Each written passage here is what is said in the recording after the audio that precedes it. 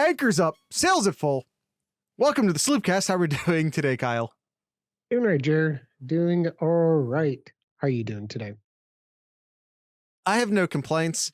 It is week 8, or excuse me, 9, the end of week 9. 8, 9, 9, 8, whatever. Ohio State pulls out a victory over Penn State, over the Nittany Lions. Wasn't always pretty, but it ended decisively enough. This will probably be one of our more interesting once we actually get to the grades. Once we actually do the grades, I feel like this might be one of our more interesting grade sessions. Because I've seen a lot of discourse online that I wholly disagree with. I've also seen some discourse online that I wholly do agree with. So I think it'll be interesting to see how we grade stuff out. But before we grade stuff out, let's just go over the game a bit. Ohio State. Okay, let me say it this way. If you listen to Know Your Enemy, and I beg that you do, if you listen to Kyle and I on Thursday on Know Your Enemy, we told you this was not going to be an easy football game. We told you that Penn State has the best secondary in the country. Period. They have 3 guys in that defensive secondary who are bona fide NFL stars. That is a big boy NFL secondary. But, Jared. Yes, Gangland. No, there's no but. There's a but, Jared. There is a but. There's a couple buts in there. There's a couple buts, Jared. If you were waiting for the but, there was no but. One, Jared, if we looked at our game predictions, not quite to what we thought it was going to be. We thought Ohio State been able to roll a little bit more over Penn State. I thought that the second half was going to be a little more one-sided. I thought the first half played out pretty much how I expected it to. I expected Ohio State to put up more in the second half. Yeah, you had 52-17. I had 55-20, and our guest picker was really close there. He had Austin 45-24. So which he would have been close. Literally 1 point off if not for the junk Penn State touchdown at the end, which he was not happy about. Yeah. Anyway, back to this game here. Yep, Ohio State 44. Penn State 31, definitely a wider margin victory for Ohio State compared to other years. Ohio State has played Penn State here, and you look at the stats here, Jared, it was a dogfight. It was a dogfight for 3.5 quarters for Ohio State. So go ahead. I was going to say, and like you look at the stats here, like almost every stat really favored Penn State here, other than the 2 important stats. One, the final scoreboard, but the other important thing, the turnovers. 4 turnovers to none. That was the key difference in this game. 100%. It is so hard to win a football game -4 in turnovers. It's actually nearly statistically impossible. I don't know what the numbers are in college, but in the NFL, if you're -4 in turnover, I think it's something crazy like you lose 90% of the time. I don't know how well that translates to college football, but yeah, JT won that one. Yeah, I think that's at least somewhat fair to say. People were complaining about. Reminds me of a game that Chase Young had a number of years ago against Penn State. Very similar. Or Joey Bosa. There's a long history of defensive ends like shining against Penn State. Go check out Tony Gerdeman's article over at Buckeye Huddle. He talks. Oh, did he? Talks about that. Yep. I don't, between the game ending and us recording, I try not to read anything opinion based because Lord knows I've like read or listened to Tony before we recorded. Then I find myself just regurgitating what Tony said, and I don't want to do that. Well, I saw him post that, and I'm like, it's exactly my mind thought there, and that's the only reason I went ahead and read it before we hit the record button, Jared, because it was pretty much exactly what I was thinking. Yeah, can we get some more of those Tony emotes in the chat? That would be appreciated. Yeah, man, go ahead. Sorry. No, I was just saying that I'm not at all surprised that Ohio State's offense struggled to throw the ball. Especially through the first half, it was a bit of a struggle. Not at all surprised by that. Okay, struggling throwing the ball, I would disagree with that statement because through the first half, there was a time like he was like 21 through the first half. I said through the first half. I said.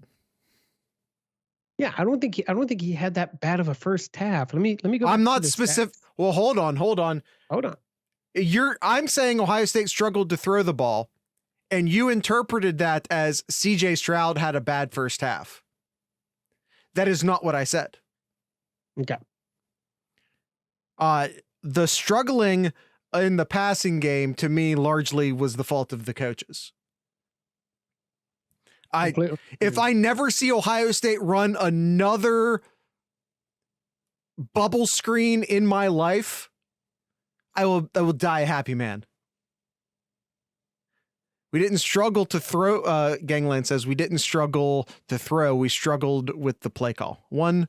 If I never see another bubble, guys, throw a bubble screen. It didn't work. Throw a bubble screen. It didn't work. Then, okay. Throw a bubble screen. Didn't work. Okay, guys, that's 3 in a row with like 0 results. 3 in a row, 0 results. Let's not try they just tried another one. Seriously? Threw 10 in a row. I don't think it was in a row, Zach, but they threw like 10 bubble screens. And I think only like 2 or 3 might have gotten more than 3 yards. Yeah, Spikes points out they tried fake bubble screens that didn't work, then went back to the bubble screen. Yeah, I feel like a large part of that bubble screen is just to set up a big play, but then the big play didn't take, and yeah. I'm not saying CJ Stroud struggled. I'm saying the play callers struggled. Yeah, there are 2 things on the offensive play calling that really frustrated me, and I wish that the Ohio State coaches fixed that a lot sooner than midway through the third quarter.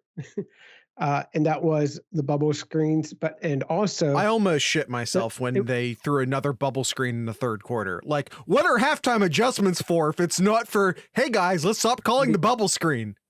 And the other thing was the I forget the exact terminology. It's skipping my head, but pretty much the run play. It's a stretch plays. It was those stretch run plays because the Penn State defensive tackles were slanting and getting in there, creating the offensive lineman just could not block at all. And then if they tried to block them when they're slanting in, the linebackers just filled in and wide open right to the running back. And it was very frustrating that part didn't get changed too. Spike says they slanted the correct way every time. That needs to be analyzed. Why are the directions of the runs being, they figured something out. Ohio State has some sort of tell. Penn State knew where the run was going every time. They're going to need to figure that out. Gangland says Jones and Whippler need to block their assignments better. They struggled again. When it's a bigger defensive tackle, they're struggling. They're going to need to figure that out. We did see Ohio State as Kyle was saying with the stretch plays, we saw Ohio State try some zone-based blocking, and oh my God, that turned Travion into last year's Travion Henderson again. Which, and it, I think one of the reasons why we've seen Mayan Williams be a little bit better this year and Henderson not play so well this year might have to do with the sort of man-on-man blocking versus the zone blocking. And maybe that's a thing that Ohio State uses a bit more, especially, and Mayan Williams says Mayan Williams is okay.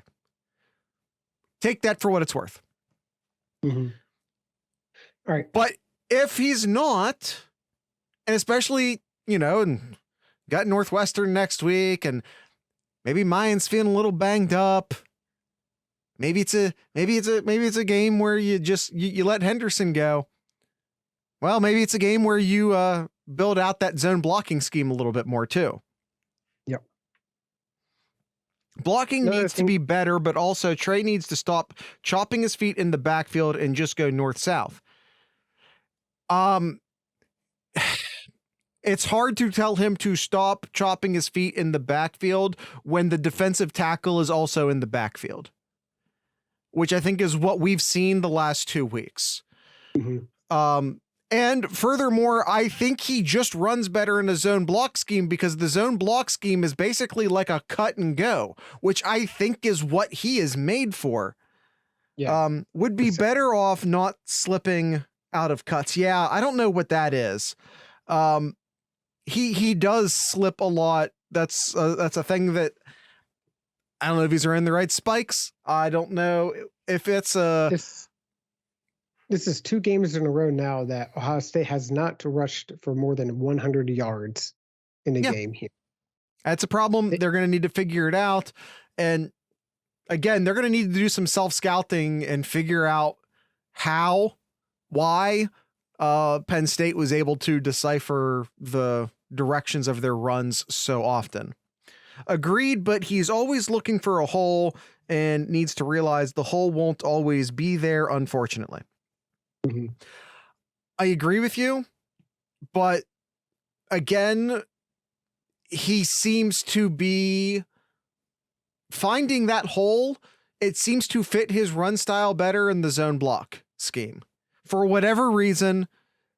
And I don't know what that reason is exactly, but the second they switched to zone blocking, we saw Henderson 2021 on the field again.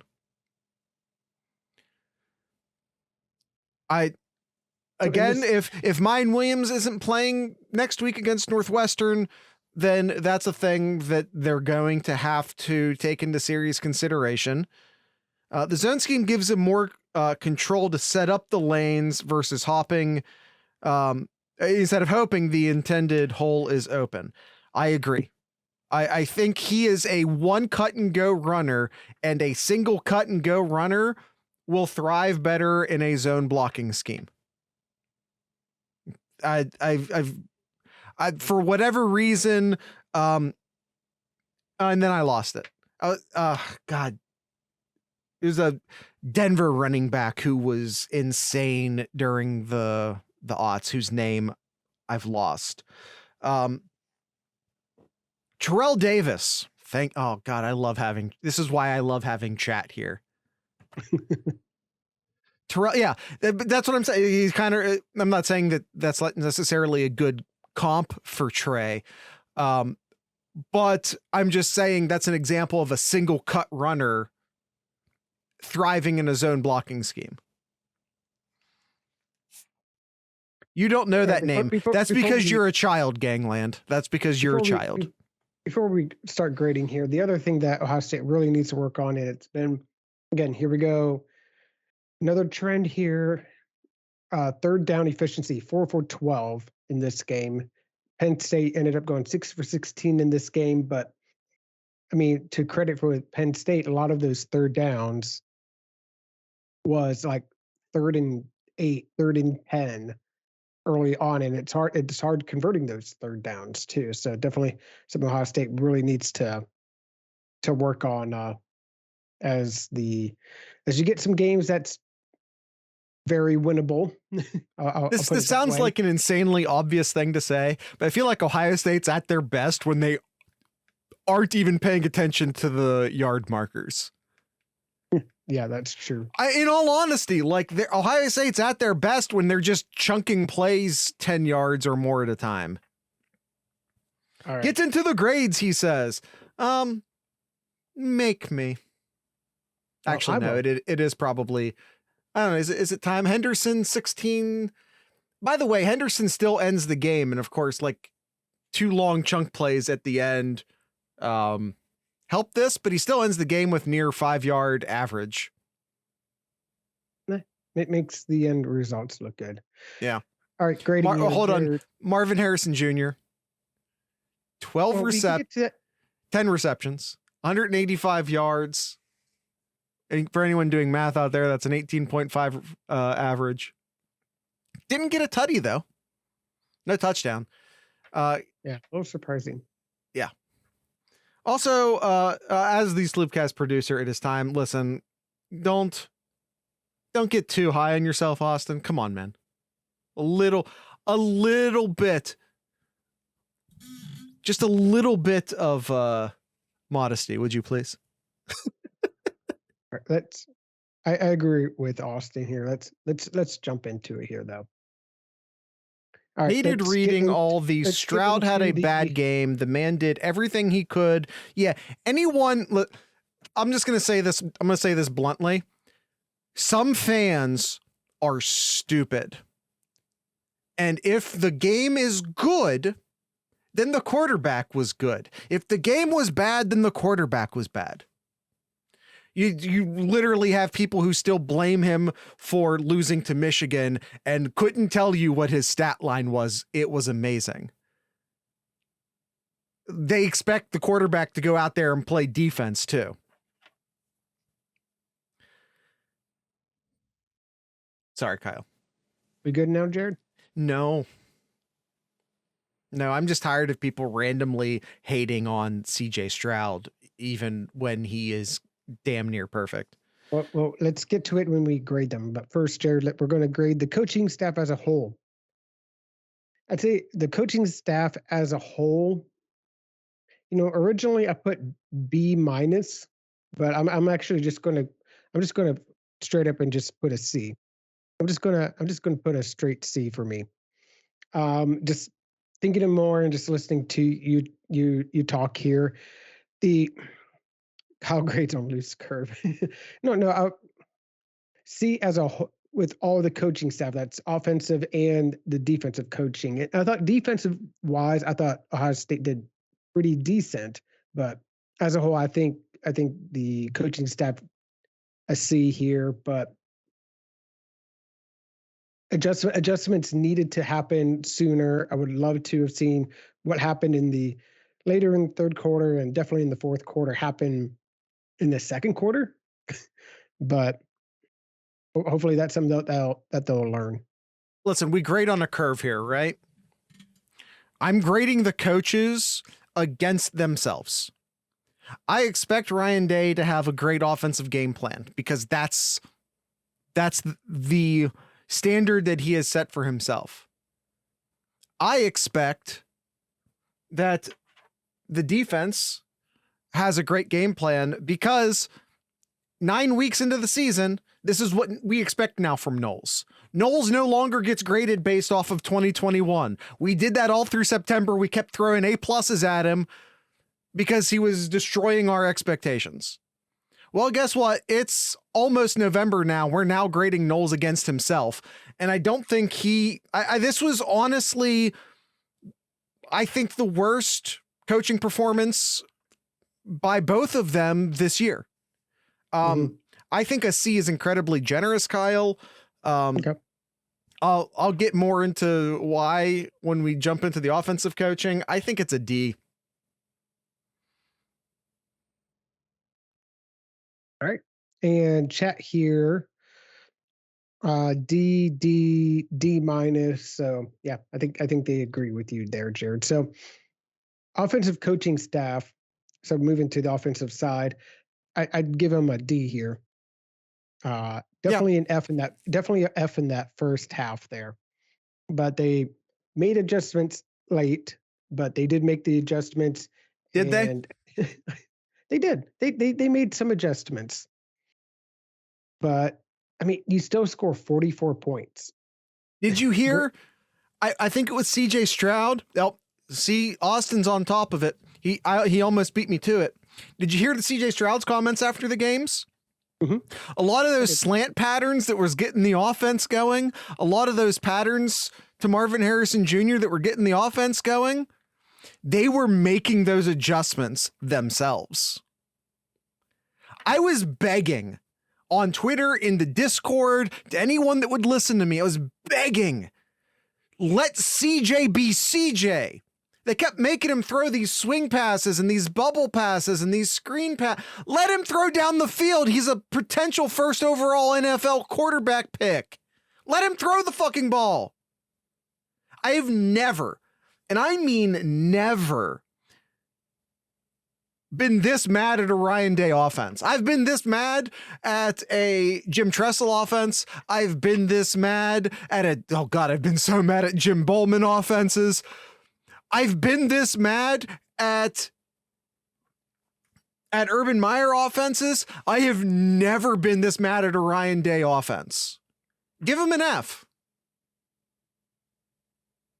Give him an F. I don't understand. And by the way, F is too generous. I don't think an F minus is a thing, Austin. I've never been this frustrated and this mad at a Ryan Day offense before. I let CJ throw the ball.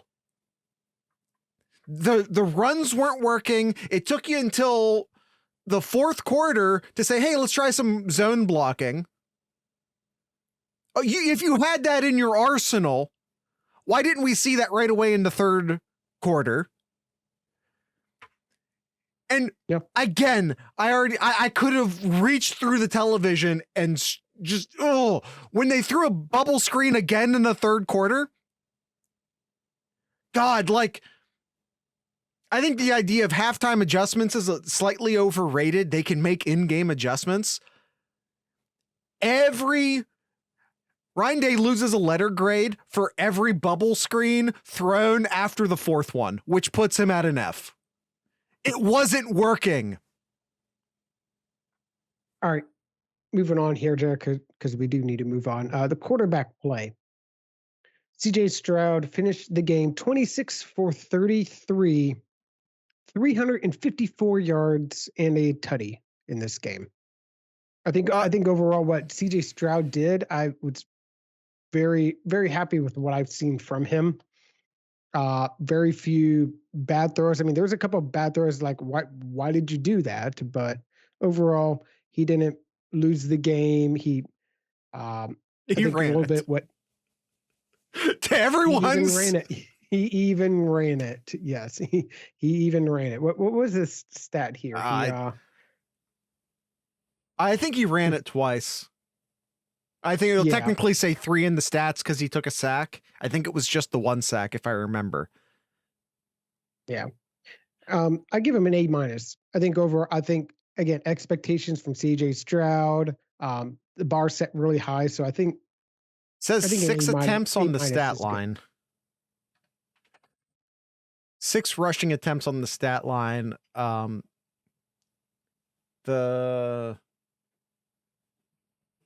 And I'm seeing 2 sacks. Right. Carter. I forgot about the Dixon sack. Carter sack. It was the one I was thinking of.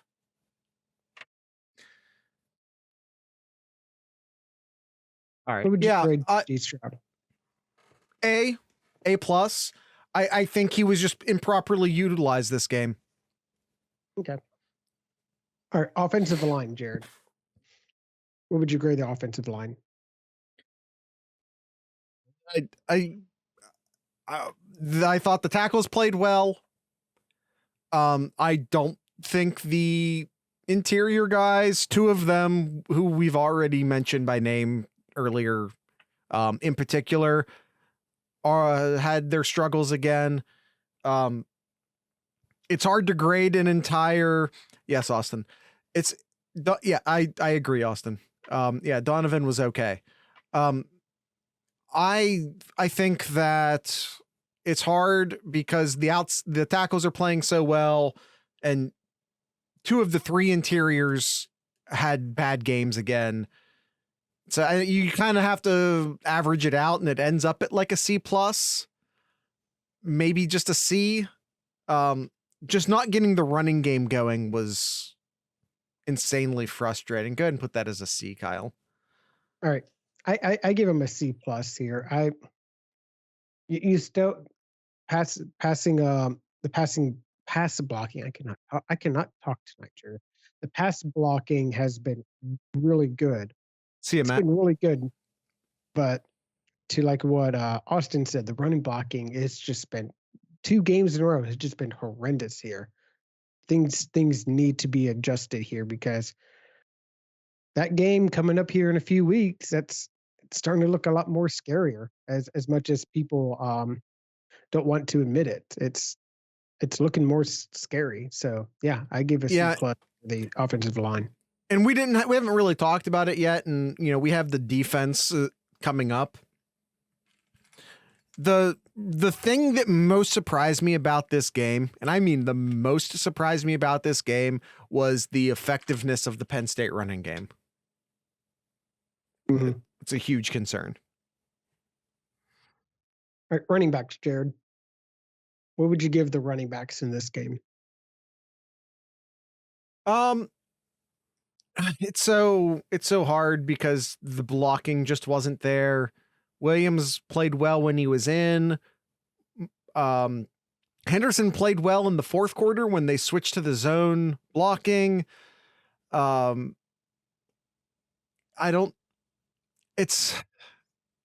maybe like Spikes has a B minus. That feels about right.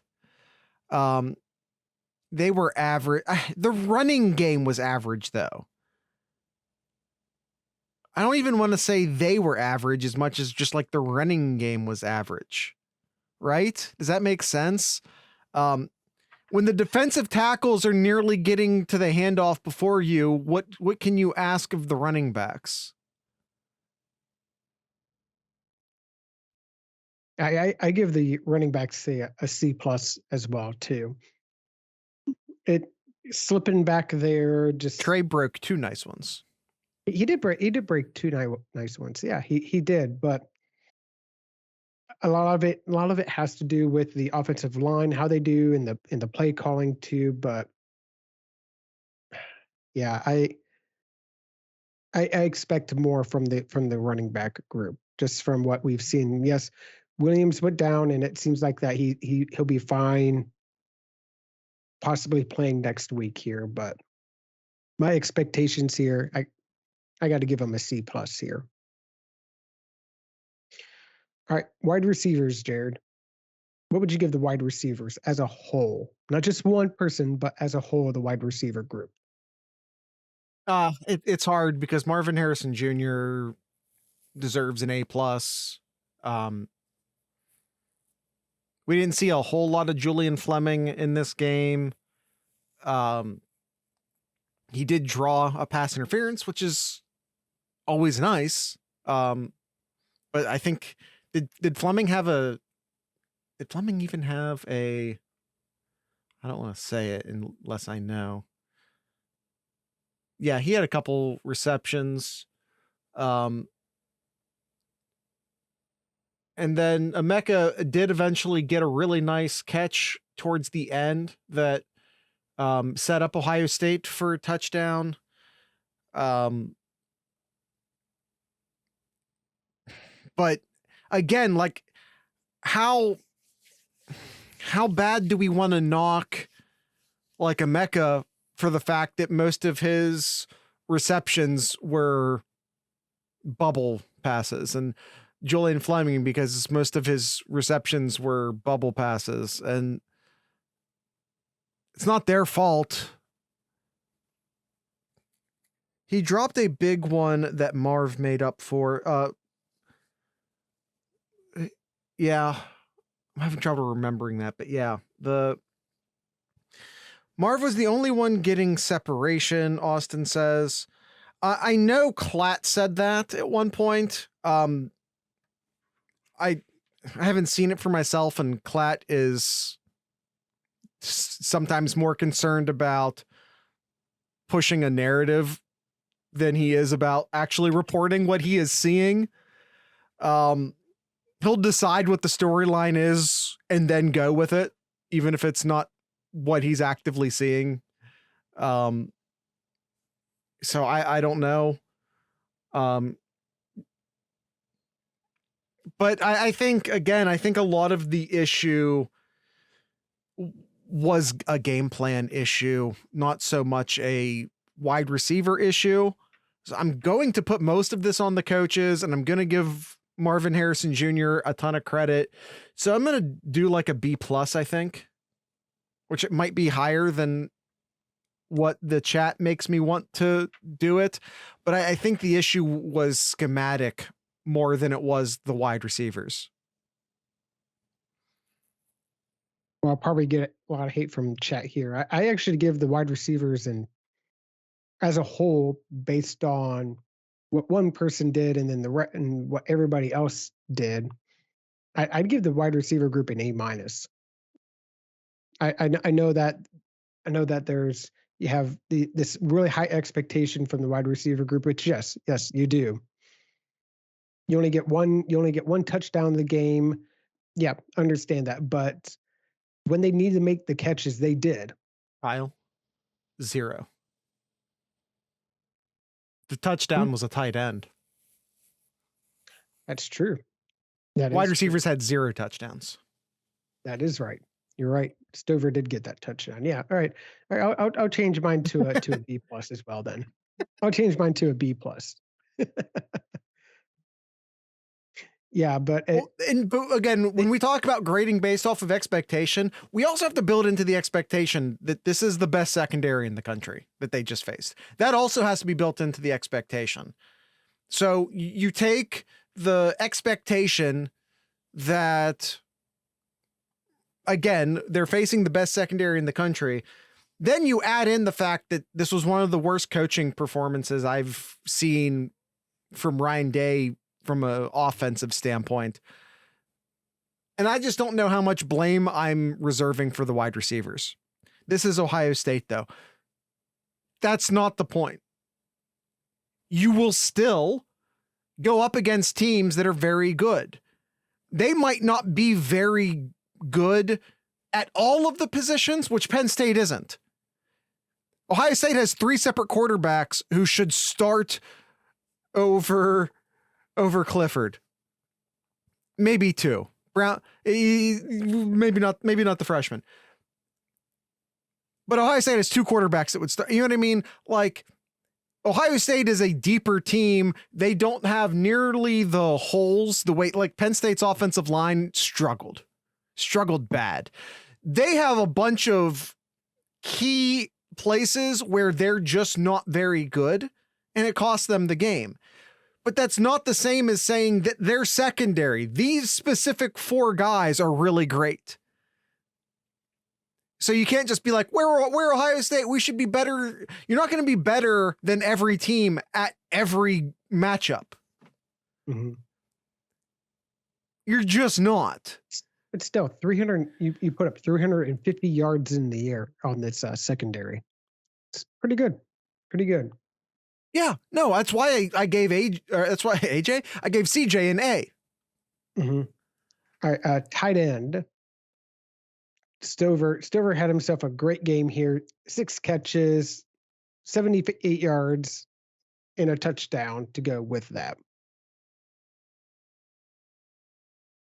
Yeah, I would almost give them an A+. The lack of running game is a thing that we have to include in this. Austin points out, and he's correct, that Stover had a great block on the run, one of Trey's big runs. But God, that touchdown. and the importance of that touchdown, he was just bowling. Did he break 3 tackles on the way to that touchdown? 3, maybe 4. I got a bunch of yeses. And then and the same move each time. Yeah, the same move, meaning I'm going to run you over. Yeah, All right. an A.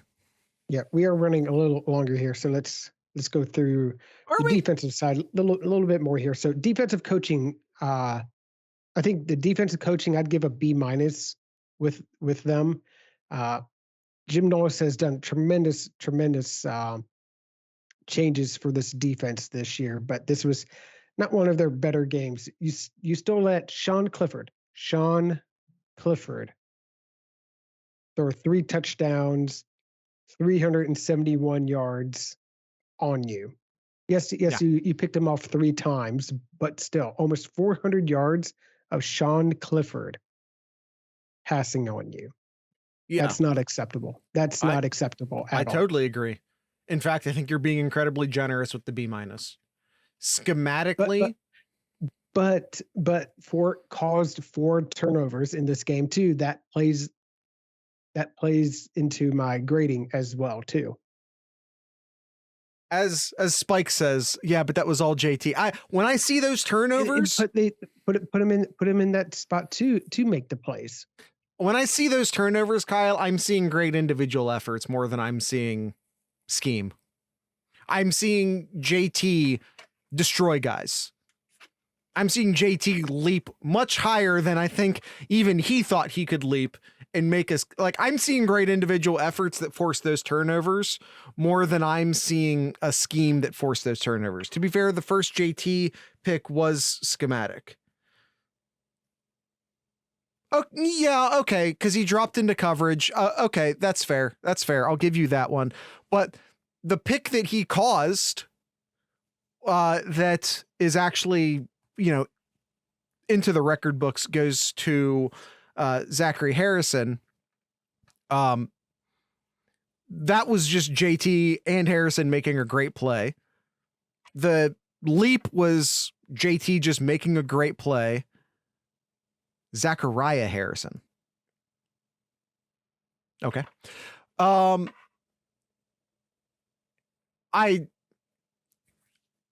don't have both ends. Yeah.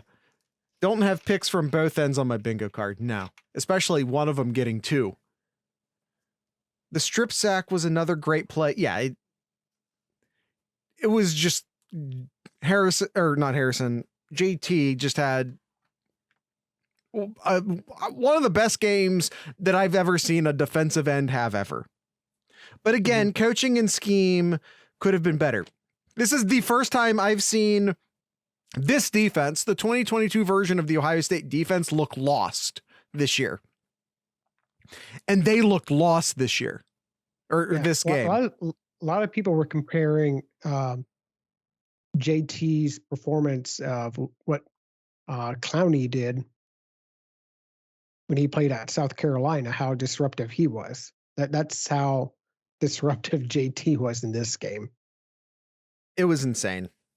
Mm-hmm. All right, what are you grading the defensive coach, Jared? Like a C-. Ooh, I don't like how easily Penn State was able to run the ball. And I don't like how often there were wide receivers wide open in the secondary. And again, this was just the first time I've seen Knowles' defense at Ohio State look lost and timid. And I think schematically he had a bad game. All right, moving on here. The defensive end. I think it's more Mike Yurstich knowing the system. But Knowles also knows Yurstich. Yeah. You got to look at the other side. Yurstich knows Knowles, but Knowles also knows Yurstich. Yep. Defensive end, Jared. I think the defensive end is the lone A+. A++++. How much room we got in that little cell in the table there, Kyle? Just max out the pluses. All right. I don't think we need to spend any more time because we already talked a lot about JT and his efforts too. But Yeah, it just got to Zach Harrison and Jack Sawyer also played great games. Like, let's, absolutely. yeah. I mean, obviously the star of the day is JT Tuimoloau, obviously, but it just needs to be said that Yeah. the All other right. guys had great games too. All right. Defensive tackles. I give the defensive tackles an A minus. I thought they did. I thought they did fine, but there were definitely times that they got pushed back a little bit more than I was hoping to see them, which caused the running backs to be able to get those extra yards. Like it seemed like that they couldn't get to the running back in time, or they are able to easily pick up 3-4 yards there. And it's like it was frustrating at times too. But I think overall, I thought I was pretty pleased with the defensive tackles. I I don't honestly I don't know where that positivity is coming from. Um I saw the defensive ends go ape shit. Tyleek Williams, he Yeah. made some great plays there too. And one Later. that caused and that one that was on a 4th and 2 and came up big there. Yeah, absolutely. But again, that seemed to happen later in the game. Earlier in the game, we didn't see that quite as much. They were getting held a lot too, Spike says. Yeah, that's just gonna happen. That's football. It's gonna happen. Okay. I'm not gonna trash the defensive tackles. But I do think A minus is a bit generous considering the ease in which Penn State ran. So I'll say like a B. Okay. All right. Well, that's what I was grading the linebackers in this one here. I'd grade them a B for here. Yeah. Tommy Eichenberg, 15 tackles in this game. 15 tackles, 10 of those solo there. Steel Chambers ended up having 9 tackles in the game as well too. They made a lot. They made a lot of plays here, but Missed some plays too. missed some plays, missed some tackles. But I think overall, uh, I don't think they were the cause of a lot of the issues that was happening with the defense, though. But I thought the linebackers as a whole played exceptionally, well, not exceptionally well, but they played pretty well. So I give them a B. Yeah, I think a B plus is they played great at times. They also didn't play great at times. He literally missed a tackle that would have stopped the Penn State touchdown. Yeah, I know. He was coming in with a lot of speed. He had to hit the guy just right, and he did. I know it was on 4th down. He missed the play. I am acknowledging that was not a good play, but that also doesn't negate. We don't grade him based off of his worst play. Yeah. And you also have to acknowledge that the Penn State's dual-headed running backs are incredibly talented. No, it's nothing like Borland. Borland would never have been in the backfield to make a tackle to begin with, and you know it. He never would have been in position to miss that tackle, and you know it. All right. He tried too much, but couldn't. Yeah. All right. Moving on to the defensive backs, corners, Jared. Overall, I was very disappointed with the corners here. 371 yards that you allowed Sean Clifford to throw on you. 370. How much of that was really on the corners, though? A lot of it was. Yeah. No, they're coming to the chat's side. I think a lot of the big plays happened over the middle. No, I'm not saying the corners were great, but yeah, exactly. But they weren't bad either. Yeah, I think you're being a little harsh, Kyle. No, Burke, I'm being honest. Like, I think you're putting the entire Penn State ran similar bubble screens, and they worked well. They couldn't get out of the blocks. They couldn't make those tackles in open space there. It was pathetic. The corners were pathetic in this game. I give them a D plus. I give them a D plus here. This was This was a really bad effort from these I think you're corners. blaming the corners for some of the failures of the safeties. No, I'm not. You go rewatch the game there and tell me how many missed tackles out in open space that when Sean Clifford just threw it to Washington or he threw it to Keandre there, it they could not tackle worse shit. They could not tackle worse shit. D plus, and I'm being generous. I think a lot of what you saw, if you go back and watch, I think a lot of what you saw was the safeties. I think you're seeing a really bad game passing wise, pass defense wise. And I think you're putting that on the corners when I think more of that should have been on the safeties. I think more of your anger should be spread more evenly over the cornerbacks and the safeties as opposed to scapegoating the cornerbacks. Yeah, I thought Burke had a really good game. The other side of the field, I think they're still trying to find like their guy with Brown not playing. But they'll figure that out. Yeah, I think McAllister had not a great game. Ransom, who has been great this year. Ransom's been great this year. He had a couple bad misses in this game. We're talking about the corners first. We'll get to the safeties here, but let's stick with the corners here though, because you're trying to divert a lot of it to the safeties here, though. I am, because I think that's the fair assessment here. I think that the entire secondary was below average, below where they should be. Okay, so what would you grade the corners then? Like a C plus. And I'm going to give the same thing to the safeties, maybe just a C to the safeties, maybe not the plus. Yeah, I give the safeties a C. I give them a C. Definitely some bad angles, just reading the plays too late. I mean, you saw what was that second touchdown in the second quarter there, just bad angle, bad, just overall, just reading the play, and a easy touchdown for Penn State in that second quarter there. Yeah, I give the safeties a C. Austin's on my side. He thinks you're diverting too much of the blame to the corners as opposed to the safeties.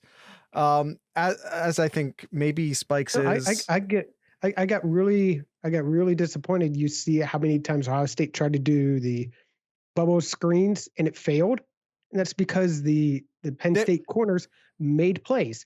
They have more physical corners. Reverse that, and Penn State does that, and our corners cannot get off the blocks. They cannot make the tackles there. Our corners are a little bit more finesse cover corners. Their corners are a little more physical corners. That's a recruiting difference as much as it is anything else. Yeah, they have better corners. Doesn't mean ours played terribly. Yeah, I agree with that too, Austin. They have the best. They have the best corners in the country. They have the best secondary in the country. Their secondary 371 yards. Yeah, but that's on the entire defense, not just the corners. Corners are only two of the guys on the field. A lot of the situations where you saw guys running open, they were running open in the middle of the field, which would be on the safeties more often than not. All right, and the last position here, special teams. I give special teams an A minus. They did really well.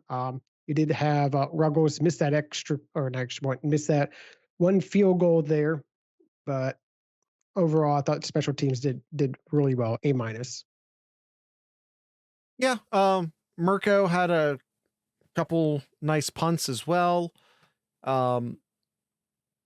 Had averaged 52 yards a punt. The missed field goal was bad. It was from pretty far out, but you're right, it wasn't even close. Like, yeah, he was on the right hash and the ball just went straight. Like, maybe even veered right a little bit. Like it was never had a chance. Yeah, the punt coverage and the kickoff coverage I thought was good as well. No kickoffs out of bounds for Ohio State this game. It's a win. Yeah, Penn State did though. Can you touch on the end of the second half? We missed that and deserved to be touched on. Oh, yeah, there was some bad clock management at the end of the first half for sure.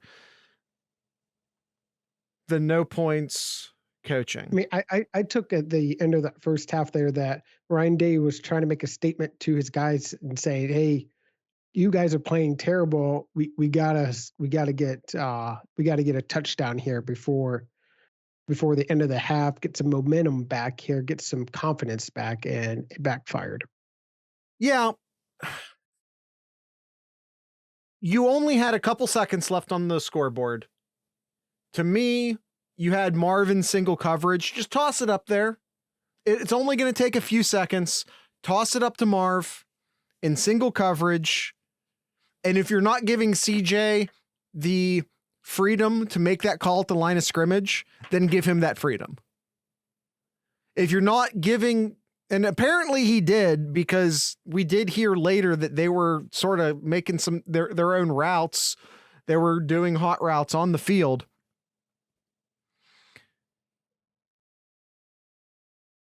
I'm just saying you need to give CJ the freedom in that position just to be like, toss it in the corner to Marv.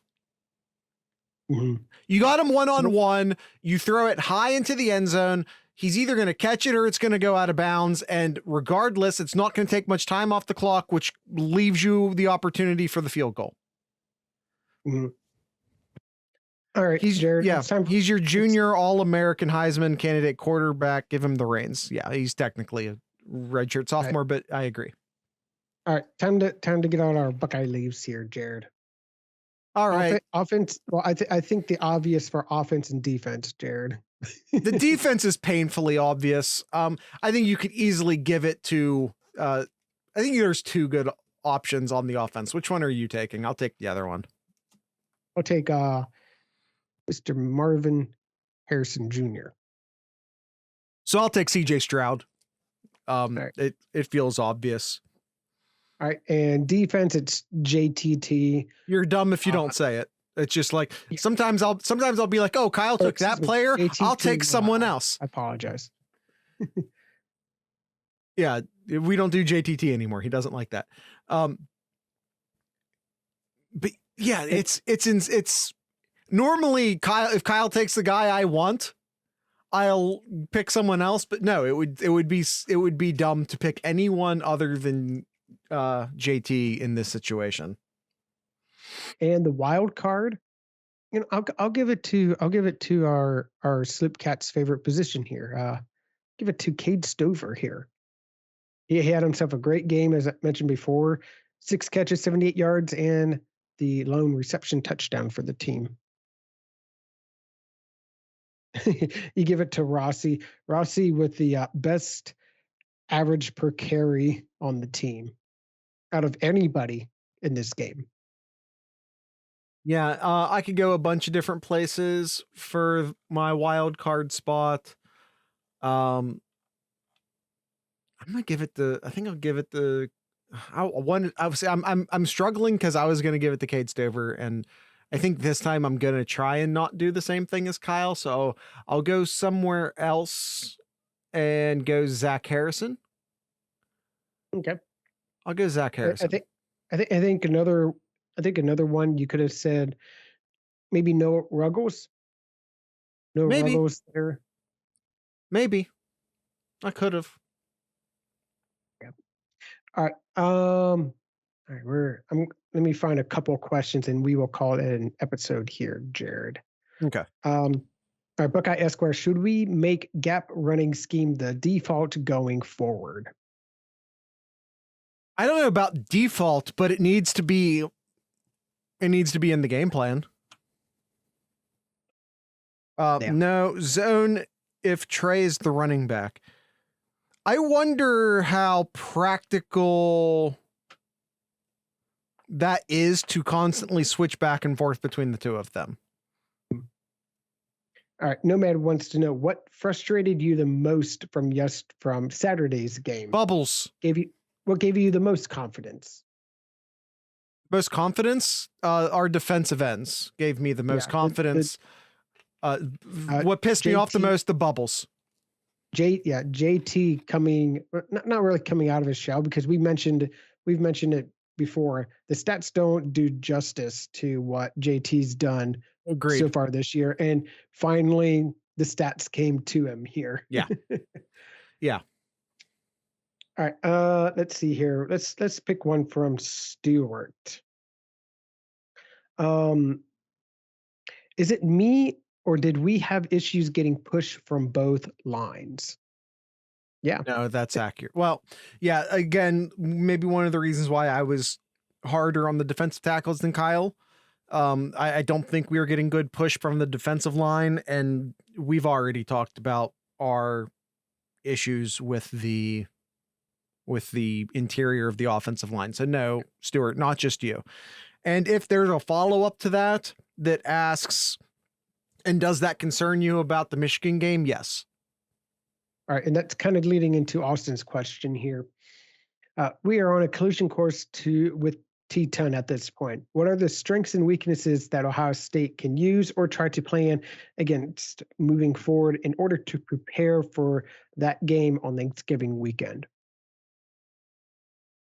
You need to further explore your zone blocking, especially if, when Trey's in the game. It was obviously a huge boost for him. And you're going to need to just figure it out if they need to make changes along the offensive line, then that's a thing they need to figure out. I don't know if they are there yet, and I don't know, maybe Vamahi gets a look. I don't know. But yeah, how do you fix it? I think you need to identify. I wonder, I'll just ask this question. We saw Ohio State do more of a traditional 4-3 defense when they played Iowa. I kind of wish they had done the same against Penn State, and I kind of hope that they do that against Michigan as well. I would have loved for this to have been another Cody Simon and Steel Chambers and Tommy Eichenberg game. Mm-hmm. Hard to do when your corners aren't playing well. Did we not just literally talk about how they actually did play well, Austin? Did we not seriously just have that conversation? I agree with you. Were you not agreeing with me? No, he was agreeing with me, Kyle. He was agreeing with me. No, I meant coming into the game. That's fair. That's fair, because yeah, they've not played well all season, although they are improving. All right, Jared, that is all the questions, and that is our Scarlet and Grade episode. You got anything else before we wrap it up? No, we're gonna have to move quickly, as I can't think of what I'm saying. Come visit our Discord server. Discord server is free. Everyone can join it. It's a great time on a Saturday. We watch the evening games for our social screen Saturday night. Evening games didn't really end up turning into much, unfortunately, but sometimes you win, sometimes you lose. And you can find that at discord.thesloopcast.com. And don't forget patreon.thesloopcast.com. We're trying to get those numbers up a bit. So if you could, it was less fun without the cutest host. Kyle was there for most of it. Oh yeah, Austin saying it was him. Yeah, so come join our Discord server, and if you want premium access within the Discord server, which by the way, most of it's free, but there is a premium section and premium rights in the Discord server, and that seriously costs you $3 a month. That is $3 a month. That's it. You can pay for 12 months up front. And it's even cheaper. You get it like a 12% or something discount if you do all 12 months up front. And on top of that, you also get early access to episodes. You get your own RSS feed that you can pop into your podcast app. And not only do those come out sooner, they also don't have those annoying pre-recorded ads that play during the audio version of the podcast. And that being said, there is an audio-only version of the podcast if you're not aware, and there is a YouTube version of the podcast if you're on the other side of that and may not be aware.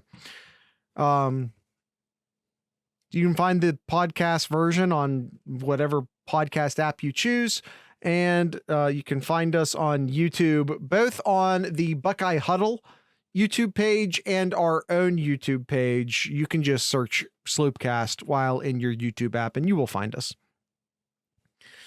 All right. This week we will be watching.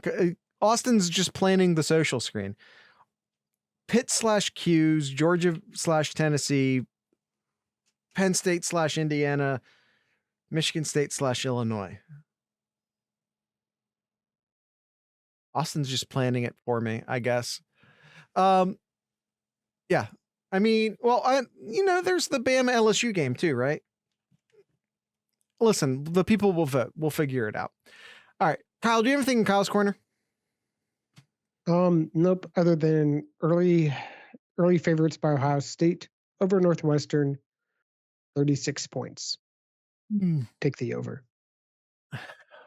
You do that just to piss me off. I know you do. I did.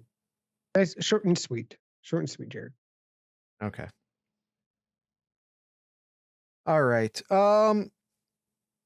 Also, Pittsburgh lost. Thanks, Austin. Appreciate it. All right. Who should we play for music tonight?